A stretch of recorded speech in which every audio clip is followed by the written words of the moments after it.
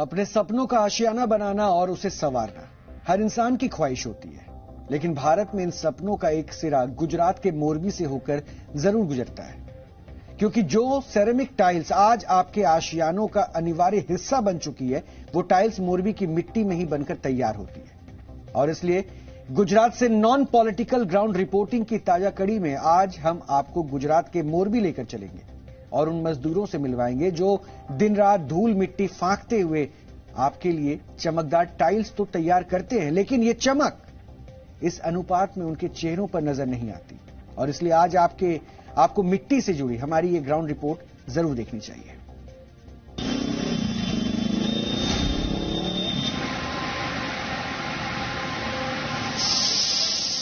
मिट्टी से ही कमाना है, मिट्टी में ही मिल जाना है खाना। सारी मेहनत तो करना पड़ता है ना, गरीब लोग तो करना। ये मोरबी है, गुजरात का वो शहर जो कुछ वक्त पहले ही एक खौफनाक हादसे से होकर गुजरा है।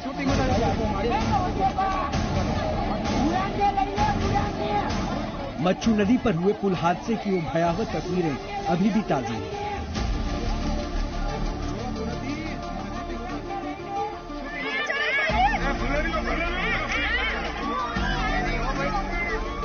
लेकिन गिरकर संभलना और फिर अपनी रफ्तार पकड़ लेना इस शहर के मिजाज का हिस्सा है, इसलिए मशीनों के साथ ये शहर भी एक बार फिर से दौड़ पड़ा है। लेकिन मिनी इंडिया के नाम से मशहूर मोरबी का ये मिजाज, इसकी ये रफ्तार इन मजदूरों की देन है। वो मजदूर जो भारत के अलग अलग हिस्सों से आए और यहीं के होकर रह गए। इस वक्त मैं गुजरात के मोरबी में मौजूद हूं। मोरबी पिछले कई दिनों से दुखद हादसे के कारण सुर्खियों में रहा है, लेकिन इस मोरबी की अपनी एक अलग पहचान भी है। वो है यहाँ का उद्योग, यहाँ के रोजगार और यहाँ की नौकरियां।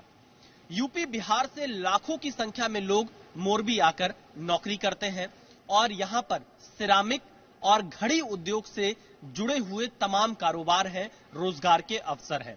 आज हम आपको यहाँ पर सिरामिक उद्योग और आपके जीवन में समय बताने वाली घड़ियों से जुड़े हुए व्यापार के बारे में बताएंगे। यहाँ पर उन लाखों मजदूरों की आवाज आप तक पहुंचाएंगे जो दूर दूर से मोरबी पहुंचते हैं और आखिरकार इसके लिए वो मोरबी ही क्यों चुनते हैं।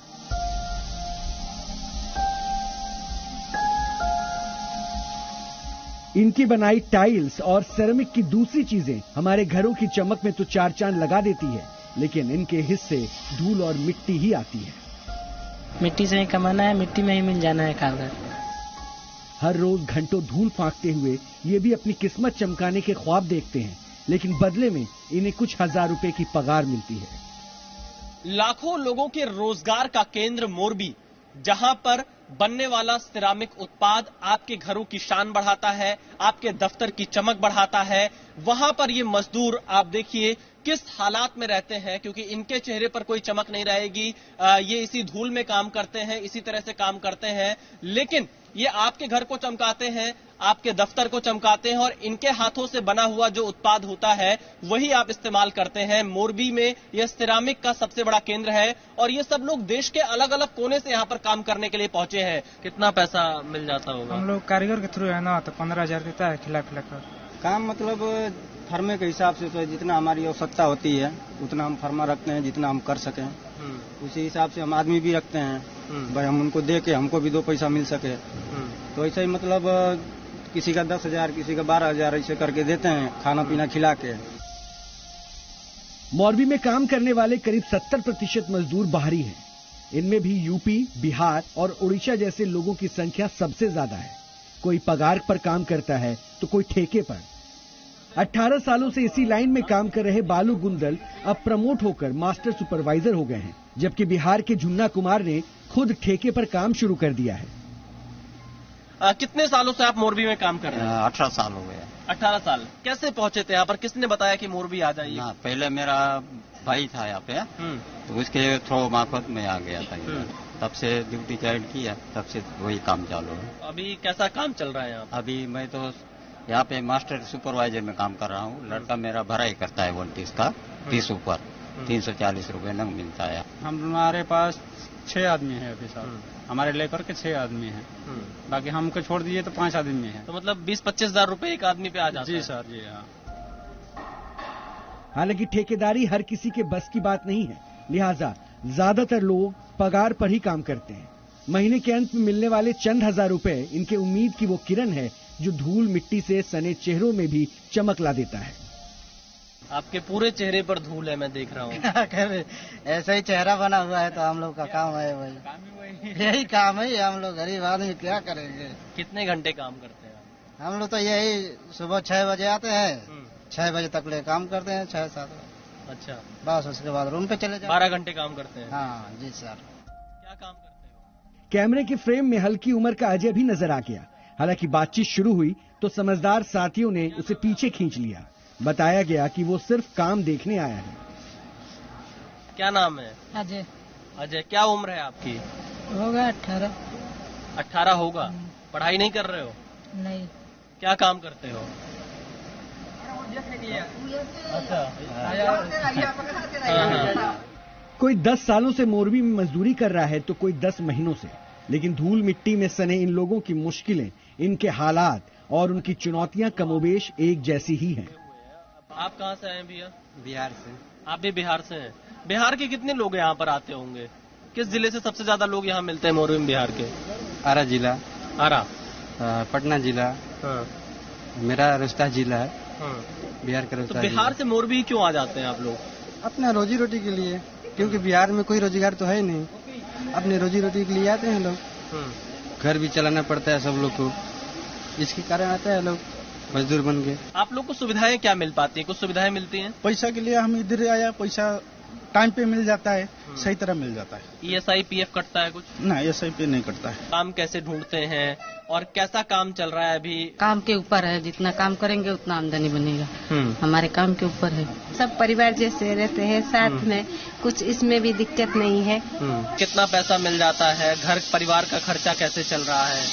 घर परिवार का खर्चा यहीं से चल रहा है, थोड़ा थोड़ा पैसा बचता है, चलता है। बच्चों की पढ़ाई गांव पे होती है, यहाँ पे पैसा डालते हैं ना। बच्चे गांव में पढ़ते हैं। हाँ। और आप यहाँ पे काम करते हैं। हाँ। यहाँ के मजदूर अपने काम में व्यस्त हैं और वो ये कह रहे हैं कि इसी मिट्टी के साथ उनका घर चल रहा है, इसी धूल के साथ वो अपने घर की पूरी रोजी रोटी चला रहे हैं और अपना गांव तक परिवार चला रहे हैं।